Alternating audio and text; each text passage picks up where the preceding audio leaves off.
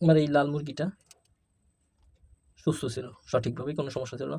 হঠাৎ বৃষ্টি, আবার এই রোদ, যার কারণে হঠাৎ করে মুরগিটা মানে কোনো খাওয়া দাওয়া অরুচি, এইটা আবার ওই যে একটা মুরগি, দুটো মুরগির কি যেন প্রবলেম হয়েছে, মানে প্রবলেমটা ধরতে পারতেছি না এখন পর্যন্ত। এদের এই যে পটি ঠিকঠাক আছে, সব কিছু ঠিক আছে, কিন্তু এই সমস্যাটা কি আমার যতটুকু মনে হয় এটার এই হঠাৎ বৃষ্টি আবার এই তীব্র গরম, দুইটা মিলিয়ে দেখা যাচ্ছে যে এই মুরগিটার বদহজম, আমার মনে হয় যে বদহজম যেটা হয় গ্যাস মুরগিরও হয়, তো এই দিকটা প্রবলেম হয়েছে। আবার তাছাড়া লিটারটা অনেক অনেক খাবার পড়ে রয়েছে লিটারে, হয়তো বা এই সকল খাবার খাওয়ার কারণে মুরগির সমস্যা দেখা দিচ্ছে। আর এই সমস্যাটা মূলত পানির পিএইচটা খাওয়ালে দূর হয়, বদহজম এই ধরনের প্রবলেমগুলো।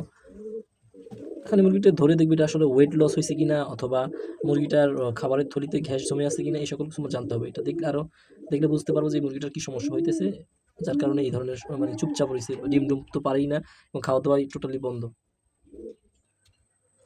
মুরগিটা মূলত খাবারের টোলায় অনেক জমে রয়েছে ভরপুর, যার কারণে মুরগিটা ওই রকমের সমস্যা দেখা দিচ্ছে, মানে বদহজম, খাবার হজম হয় নাই, যার কারণে মুরগিটা ঝিম দিয়ে রয়েছে।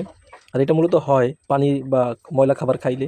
তাই আমরা সবাই সবসময় সতর্ক থাকবো যাতে মুরগি খাবারের পানিতে, বিশেষ করে পানির পটটা পরিষ্কার রাখবো, যাতে খাবারের পানি পান করার পর মুরগির কোনো ধরনের সমস্যা না হয়। আর যেহেতু এটা এই সমস্যা, তাই আমরা আজকে কি আদার রস, এটা বদহজমের জন্য কার্যকরী, আদার রসটা খাওয়াবো। এখানে পায়খানা থেকে মলত্যাগ করতেছে, লেগে যাচ্ছে, খুব গ্যাস যে পাম বলি আমরা মানুষের, এই ধরনের সমস্যা হইতেছে, যার কারণে মুরগিটা সমস্যার কারণে খাওয়া দাওয়া বন্ধ করে দিয়েছে, নিজেও অস্থিরতা ভুগতেছে। আর এই ধরনের সমস্যাতে রোধ থেকে বাঁচার জন্য আমরা মূলত পানির পিএইচ এটা ব্যবহার করবো পানিতে, তাহলে ইনশাল্লাহ প্রতি মাসে 7 দিন করলে হয়, তাহলে এই ধরনের রোগ দেখা দেয় না, পানিবাহিত যেটাকে ময়লা খাবার টাবার, তাহলে এদের আর সমস্যা হয় না। আর যদি হয়ে যায় তাহলে প্রাকৃতিকভাবে আপনার আদার রস খাওয়াইতে পারেন 1 চামচ 1 লিটার পানিতে, আর অথবা এর সাথে আপনার রসুন বা পেঁয়াজও অ্যাড করতে পারেন, এটাও অনেক উপকারী। অথবা ডাক্তার থেকে মেডিসিন আনতে পারেন।